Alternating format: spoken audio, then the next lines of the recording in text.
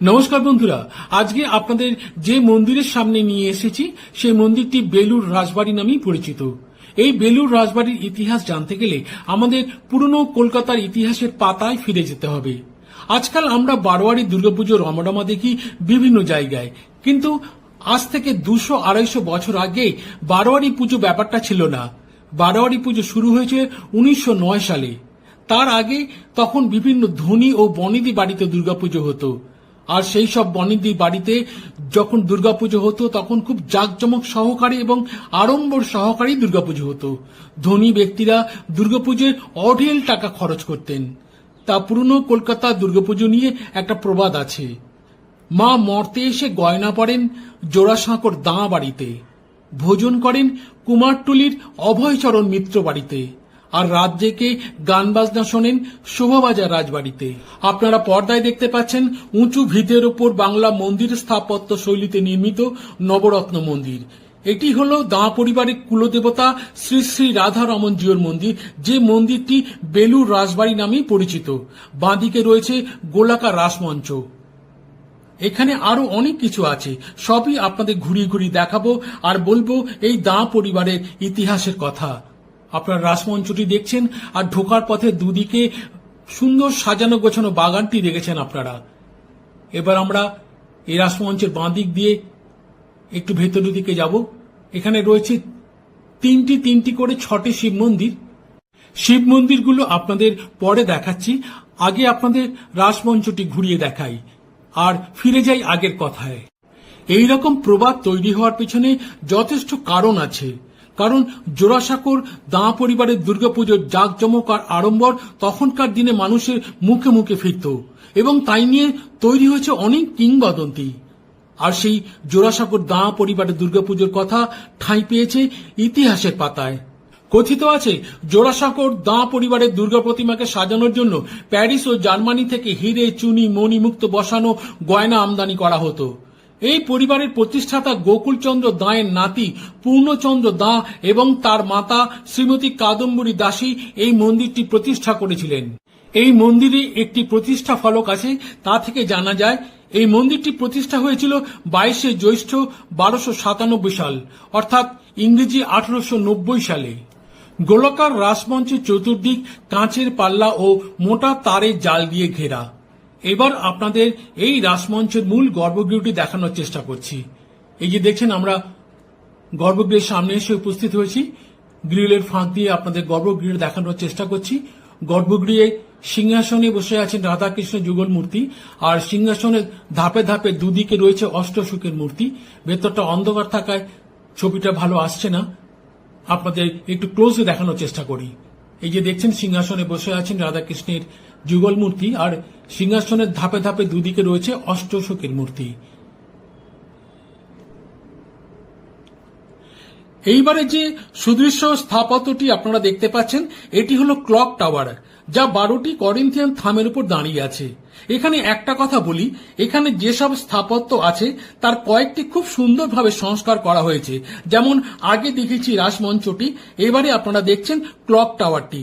এর ছাদের উপর 2টি ধাপ আছে, তার উপর রয়েছে অর্ধ গোলাকৃতি একটি পেডিমেন্ট। দ্বিতীয় ধাপে রয়েছে একটি বড়সড় ঘড়ি। ঘড়ির মধ্যেই বাংলাতে লেখা রয়েছে এই মন্দিরের প্রতিষ্ঠার তারিখ ও সাল। ঘড়িটি কিন্তু এখনো সচল। এবার ক্লোজে ঘড়িটি আপনাদের দেখানোর চেষ্টা করছি। দেখুন, ঘড়ির মধ্যে বাংলায় লেখা রয়েছে শ্রী শ্রী রাধারমন জিউ, প্রতিষ্ঠা 22শে জ্যৈষ্ঠ 1297 বঙ্গাব্দ।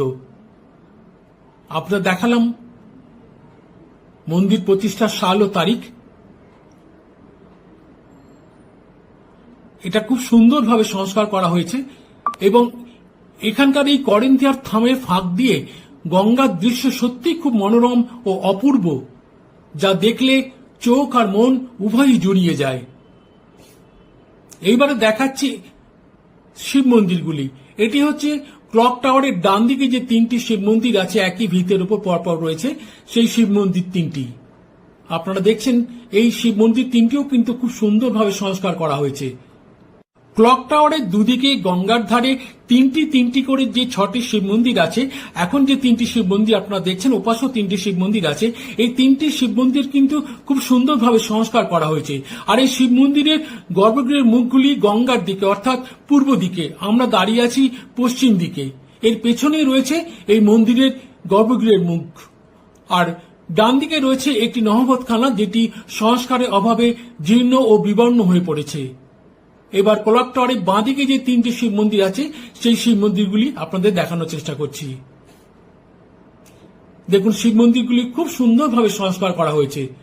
এবং আগেই বলেছি যে ক্লক টাওয়ারের ডান দিক ও বাঁ দিকে যে তিনটি করে 6টি শিব মন্দির আছে, প্রতিটি শিব মন্দির কিন্তু বাংলা মন্দির স্থাপত্য শৈলীর আটচালা শৈলীতে নির্মিত। আপনারা পর্দায় যে শিব মন্দিরের দরজাগুলি দেখছেন, এগুলি কিন্তু নকল দরজা। আসল দরজা যেটা, সেটা হচ্ছে গঙ্গার দিকে, সেটা পূর্ব দিকে, এবং দরজাগুলি বন্ধ থাকে। আমরা পেছন দিকে দরজার ছবি তুলতে বাধ্য হয়েছি। এই দরজাগুলোর দুপাশে এবং খিলানের উপরে কিন্তু সুন্দর ফুলকারী নকশা রয়েছে। আপনাদের দেখানোর চেষ্টা করছি ক্লোজে নিয়ে এসে।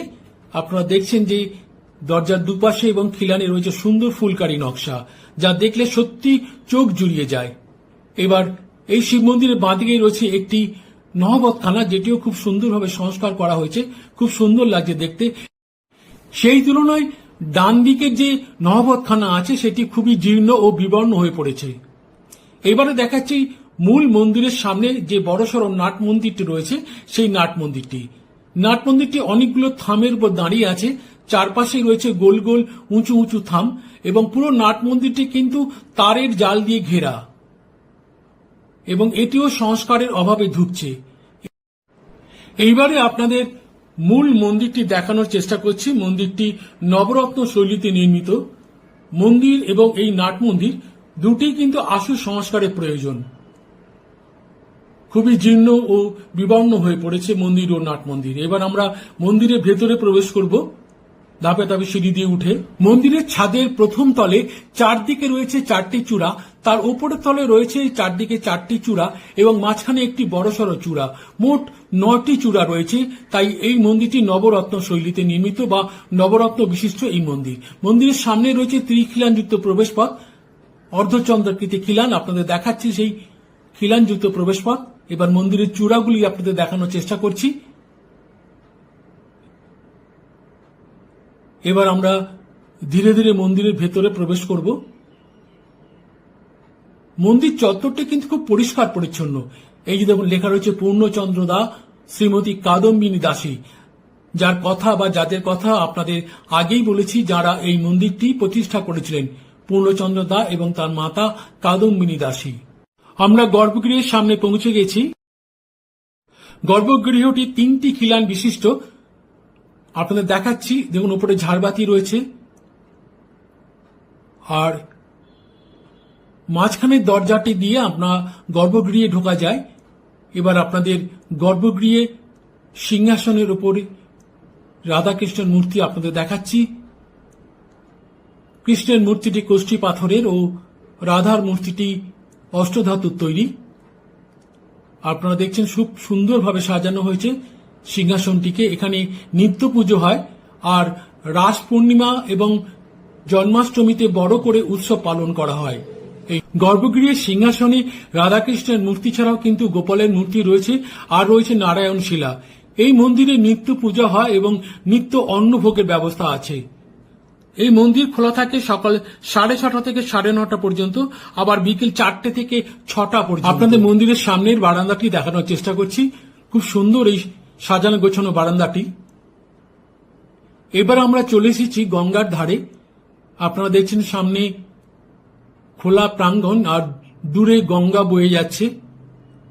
আমরা ডান দিকে চোখ সরালি সেই নহবতখানা আর পরপর 3টি শিব মন্দির দেখতে পাব। আপনাদের দেখাচ্ছি পর্দায় গঙ্গার দৃশ্য, অপূর্ব মনোরম দৃশ্য। এখানকার খোলামেলা প্রকৃতি এবং শান্ত স্নিগ্ধ নিরিবিলি পরিবেশ আপনার মনকে ভালো করে দেবেই। গঙ্গা দিয়ে যখন জলযান যেতে দেখবেন, তখন আরো ভালো লাগবে। এই স্টিমার বা লঞ্চগুলি দক্ষিণেশ্বর থেকে বেলুর অবধি যাতায়াত করে। আপনাদের সেই নহবতখানা আর শিব মন্দিরগুলি এবং মন্দির, ক্লক টাওয়ার সবগুলি দেখানোর চেষ্টা করছি গঙ্গার দিক থেকে। আপনারা দেখছেন এখানকার পরিবেশ কিন্তু খুবই সুন্দর, বেশ শান্ত, স্নিগ্ধ, নিরিবিলি, মনোরম পরিবেশ এবং প্রচন্ড খোলামেলা জায়গা। এখানে ঘন্টা দুয়েক বসে থাকলে আপনার মনটা আপনা থেকেই ভালো হয়ে যাবে, আপনি হারিয়ে যাবেন আপনার নিজের মধ্যেই। এখানকার সবুজ খোলা মাঠ, দূরে বয়ে যাওয়া গঙ্গার দৃশ্য আর এই দিগন্ত বিস্তৃত খোলামেলা প্রকৃতি আপনার মনটাকে ভালো করে দেবেই। আর সামনেই রয়েছে গঙ্গার ঘাট, যা একেবারে মন্দিরের কাছেই। এখান দিয়ে ধাপে ধাপে সিঁড়ি আছে, সেই সিঁড়ি দিয়ে নেমে যাওয়া যায় গঙ্গায়। বেলুড়ে এসে বেলুড় মঠ দর্শন ও বেলুড় মঠে ভোগ গ্রহণ করার পর 3-4 ঘন্টা যদি কোথাও কোনোভাবে কাটিয়ে দিতে পারেন, তারপর 4টে নাগাদ আপনারা চলে আসতে পারেন এই মন্দিরে। 2 ঘন্টা যে আপনার কোথা দিয়ে কেটে যাবে আপনি টেরও পাবেন না। আর সবচেয়ে বড় কথা, আপনার মনটাও কিন্তু অনেক ভালো হয়ে যাবে। আর একটা কথা বলতে ভুলে গেছি, এই ক্লক টাওয়ারে কিন্তু দুদিকেই 2টি ঘড়ি আছে। আমরাও তাই করেছিলাম। বন্ধুরা, আজকের ভিডিও তাহলে এখানে শেষ করছি। যদি ভালো লেগে থাকে তাহলে প্লিজ লাইক, কমেন্ট ও শেয়ার করবেন। সবাই খুব ভালো থাকবেন, সুস্থ থাকবেন এবং আনন্দে থাকবেন। নমস্কার।